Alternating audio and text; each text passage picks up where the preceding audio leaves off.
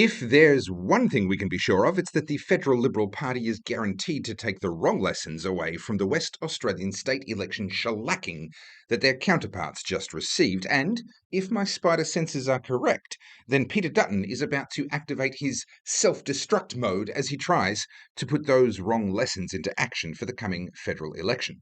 My name's Topher, this is the Topher Project, and I help people like you to understand the world as it changes around us. And sadly, this result in the West Australian state election is guaranteed to change things in a bad way. And not just in West Australia either. The Labor Party have had a stranglehold on West Australia since 2017 when they took power. And then in 2021, they went on, in the midst of the COVID panic, to reduce the West Australian Liberal Party to little more than a rounding error, with just two, yes, you heard that right, just two lower house seats out of the 59 seats available in West Australia. Fast forward to this election, and the Liberals were expected to stage at least some kind of a comeback. After bad economic management, strict new, very unpopular gun laws, and the debacle of the Aboriginal Heritage Act of 2021, which came fully into effect in 2023 and caused widespread backlash because it required people to get permission from local Aboriginal corporations to do things like build fences or even plant trees. Now, that legislation was, of course, repealed, but surely, after so many missteps, the Labor Party would be kicked out at the next election, right? Well, it would seem that the people of West Australia are too quick to forgive and forget, because despite the madness of the last 8 years, they've returned the Labor Party to power with only relatively modest swings away from Labor, with some of that swing going to the even more extreme Greens, and the Liberal Party only making very modest gains. It's the most lopsided state in Australia. And it's saying something to point out that even Victoria's neutered Liberal Party have managed to put up more of a fight. Everyone on all sides are saying that the lessons are clear, but everybody's claiming that the lessons are different depending on their point of view. Let me add my point of view. This result isn't just a disaster for the West Australian Liberals, but will be even worse for the federal Liberal Party because they are sure to take the wrong lessons away from this. Dutton's last best hope was to pivot towards common sense, traditional Liberal Party values of smaller government, less taxation, less regulation, lower cost of living, and being better for business and letting us all get on with our lives. That's what the Liberal Party used to stand for, largely, when it was formed by Robert Menzies towards the end of World War II. They were a party that understood the role of government was as a servant, not a master, and they stood in deliberate and stark contrast to the socialist parties of their time. Today, they look like the socialist parties that they were created to resist, as they support every fashionable big government cause, from net zero to high taxation to continuous meddling, regulation, red tape, green tape, and all of the fashionable social causes too. Why has that happened? Because for the last 20 years, the Liberal Party has been on a mission to appeal to the middle. Only they lost track of where the middle is, and so they've ended up trying to out-Labor the Labor Party, trying to win favour with voters who will simply never support them, whilst neglecting the proportion of the population that still believes in the values that the Liberal Party once upheld. Their theory was that everyone more conservative than them would still have to vote for them, because there was no equivalent of the Greens Party on the conservative side of politics, so they thought that they could move as far left, as far progressive as they wanted, and they wouldn't lose their base as long as they were still slightly more conservative than the Labor Party. But whilst playing such games may look clever from the point of view of a soulless political strategist, it means sacrificing your values for votes. Or to say it another way, it means trying to win more votes by compromising on the very reason why people vote for you in the first place.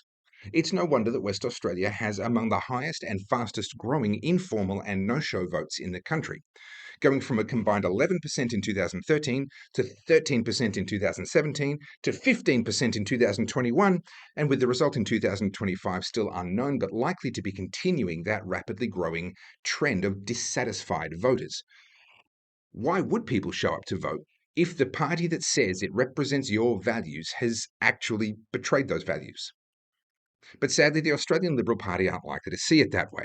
The prevailing view seems to be that they haven't done enough to appeal to this mythical middle voter that somehow looks astonishingly just like the latte-sipping strategy advisors who frequent cafes in Glebe and think that the future of cars is electric. Somehow this middle voter looks exactly like a Greens supporter. And this is who the Liberal Party should be abandoning its values in pursuit of, so say the strategists. The irony is that the Labor Party have largely abandoned their former base as well. The tradies, the hard-working blue-collar Australians, which used to be the heartland of the Labor Party, are now up for grabs. But the Liberals aren't grabbing them. Why would they? They're too busy chasing the Brighton doctors and their wives with promises of windmills and sunshine and rainbows over endless fields of solar panels, which these inner-city voters will never have the misfortune of seeing with their own eyes. To say that the Liberal Party has lost its way is to understate the case to the point of lying. They haven't lost their way. They've deliberately charted a course towards the very over-regulated, high-taxing, anti-business and anti-human destinations that they were created to avoid.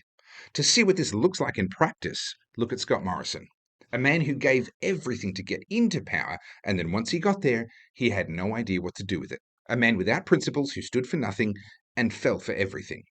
Dutton, I regret to say, is on track to be a ScoMo 2.0. The federal election hasn't been called yet, but it's only a matter of days or weeks before it is, so the latte-sipping strategists are hard at work right now, making no doubt very expensive campaign plans which incorporate the lessons of the West Australian disaster, lessons which of course require them to go even harder for this mythical middle voter, whose number one priority is climate justice in the form of land rights for transgender Indigenous whales. Now, we're not the USA, and simply copying Trump isn't going to work here. I'm not advocating for that either. But do keep in mind that just 18 months ago, Australians overwhelmingly rejected the divisive voice for Parliament, against all predictions. And that 60% of the population who said no to that madness, they don't currently have a political home. The Liberal Party have abandoned them, and depending on those individuals' upbringing and inclinations, they've scattered in lots of different directions, some to the Labor Party, some to the good and decent minor parties, some simply don't bother to show up anymore. The task ahead of Dutton right now is to ignore the bad advice of his overpaid strategists and take a step back and look at the bigger picture. The WA Liberals are not losing repeatedly because they don't appeal enough to the Green left. Those people will never vote Liberal, no matter what the Liberals do.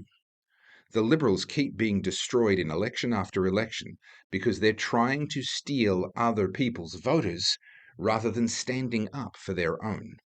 If Dutton wants to win in this coming federal election, he needs to stop chasing voters in this mythical middle and instead give Conservatives a home. Now, me personally, well, I'm not a Conservative, I'm a Libertarian, and Dutton self-destructing in pursuit of the mythical middle probably isn't a bad thing from where I'm sitting, except that it means more years of Albo, and I'm not convinced that we can survive that. Sadly, this is shaping up to be a lose-lose election for the Australian people, and our best hope, in my opinion, is to grow the Senate crossbench, elect as many decent minor party senators as we can, and hope that they can hold the tide of bad legislation at bay for another electoral cycle until we can hopefully vote in some more reinforcements for them. It's painful to see such disappointing politics here in Australia, while the USA are enjoying the Trump effect. But we have to simultaneously keep working to make things better, whilst also being realistic about where we're at. Australia is not ready to be saved from itself yet. It's true that in a democracy you really do get the government that you deserve, and if you want to get a better government, we need to start by becoming better people. It seems that maybe we need to suffer for a little bit longer before that's going to happen, and in the meantime, seems we're going to keep voting for politicians who want to destroy us, like Anthony Albanese, or politicians who want to self-destruct, like Peter Dutton.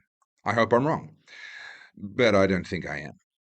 My name's Topher Field, this is the Topher Project, and I help people like you to understand the world as it changes around us. And if you'd like to see more of this, then please like, subscribe, leave a comment, maybe grab my books or merch from goodpeoplebreakbadlaws.com, and I'll see you in the next one.